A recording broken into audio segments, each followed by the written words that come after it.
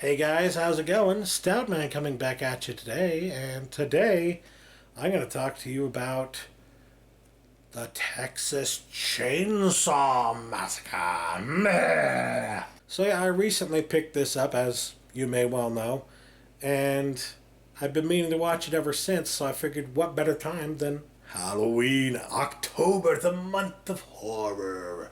And yeah, finally got around to watching it again for the first time in years. The last time I saw this was actually on, like, I think it was on AMC or something like that, and it was just like the mid 2000s. And yeah, honestly, this one wasn't really on TV that often, so whenever it was just kind of like a treat to be able to see it. And for the longest time, I'd only seen this like in bits and pieces. And quite frankly, going back and watching it this time, I didn't realize how much I had forgotten. I forgot a whole lot about this movie. But I really enjoyed it. I have to say, this particular print of the movie is really, really good. Impressively good. Very nice grain structure on it. Looks exactly as it should. All nice and grainy. You get all that detail. It's goddamn gorgeous and beautiful. And when you've got so much fake blood and, well, maybe not gore on display, but when you've got so much, disgusting, reprehensible, freaky stuff going on, of course you want to see it in the best possible quality. Apparently they're doing a 4K release of this or something. I thought I heard something about that. But anyways, whatever the case may be, I'm just thinking, how would you get it to look any better than this? I don't know. But whatever the case is, we'll see when and if that happens. This particular release is DVD shaped case, and this is, of course, the door from the movie, from the door that you see Leatherface come out of, which, by the way, was not intended to be his real name. And this, of course, is when he's walking through the door and, oh my god, it's Leatherhead! Or Leatherface, not Leatherhead, you stupid me. And as you can see, it comes here on 4 discs, 2 Blu-rays, and 2 DVDs. So, yeah, I mean, you got everything you could ever want on 2 different formats here. Very, very nice. And like I said, the picture quality is excellent. And another thing about the packaging here is if you want to, you can put it back in this way, and it looks like the door is closed. Or you can have it this way, and the door is opened, and Leatherface comes after you. Wah! So, yeah, that's pretty cool. Anyways, having come back to it after a long time and not remembering very much about it, I have to say what I picked up a lot on this time around was just how the cinematography was so fucking good all the time. I mean, they had all these low shots in the movie, low angle shots that are so gorgeous. They're beautiful. I mean, they make everything look fantastic. And you're not expecting that for a movie this, notorious for being such a, almost grindhousey, kind of, upping the violence kind of movie. And I say that, and I know Skin Slip's going to get on my case. It's not that violent. It's like, I know, technically, but there's a level of implied violence in this movie that you did not really see in many movies before it. So I feel like on that level, it's a really important movie in terms of that. And the mere fact that a lot of the shots that you see in the movie are so well done, a lot of the cinematography is so goddamn gorgeous, it's kind of a weird way to be looking at all this stuff. You're not expecting to see so many terrifying things happening, or even just the implied terrifying things that you're seeing. You're not expecting to see them so well shot, so beautifully shot. The beautiful shots you're seeing are things that you typically see in movies that are nowhere near this violent, nowhere near this macabre. So it's very off-putting because you're seeing them in ways that you wouldn't expect to see them, right? Most horror movies that go to this level, they give you all kinds of crappy shots, right? And it kind of fits with what the movie's trying to do, right? It's exploitative, right?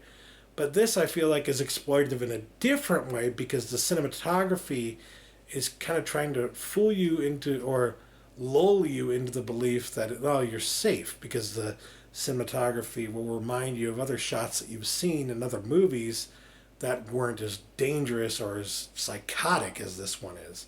So you're not expecting it when the scare comes. So when the scare comes, it's really effective. I guess that's what I'm trying to get across. That's what I noticed this time watching it, and I really, really liked it. But I have to say, after watching this, I went back and watched the 2003 remake, Texas Chainsaw Massacre. And in some ways, not always, not saying what it sounds like I'm about to say, in some ways, I think this is almost even a better movie. Just in some ways, just a few small ways, because I will say, when it comes to the way that the movie's shot, when it comes to the way that the movie was made, the direction of the movie, the production of the movie, the cinematography of the movie, the music, everything about the actual art behind the film, right? Or most of the art behind the film is so much better in this movie. However, when it comes to the characterization and getting to know the characters in the film and actually feeling something for them and feeling like you don't want this to happen to them and all that stuff, I feel like this movie almost does a little bit of a better job. I don't know why, but you get to know the characters a little bit better in this one, and I feel that really helps to sell the scare a lot better. But this one just had a different way of selling the scare. Like I mentioned, this one it sells the scare with the, off-putting cinematography, whereas this one sells the scare by letting you get to know the character and then putting him into the situation that nobody would ever want to be in. You know what I mean? So it's not as good in some ways, and yet in other ways they managed to sell the concept just as well as they did in the original. It's just not sold the same way, you know what I mean? And I will say there are far more jump scares in this, cheap, stupid jump scares. And there are these gimme shots like when they're in the van and the chainsaw's coming down through the roof of the van. That's a gimme shot. That's a studio exec saying, well, what if the chainsaw is coming down through the, you can see it. And the girls you gotta have them, the director is looking at the girls saying, okay, can I have you lean forward a little bit? And then, of course, after they lean forward a bit, the chainsaw comes down and they gotta go, ah! That's the director being cheesy as hell with that scene. So, I mean, those moments, to me, all the scariness of them, the fear that they might have otherwise inflicted upon me is lost because I understand what the filmmakers are doing there. I get it. I see what you're doing. It's plain as day. Why would they lean forward when there's a guy on the roof who has a chainsaw? That's freaking stupid. So there are elements to this movie that are just stupid, right?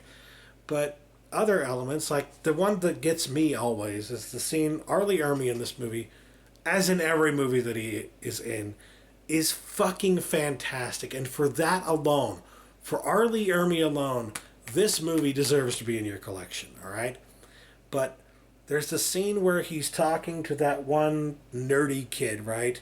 And he's trying to make the nerdy kid sit in the same spot that the girl was in when she, and there's all this gore on the seat from an earlier event that I'm not going to spoil, but all this gore on the seat, and he doesn't want to sit there because it's gross and disgusting.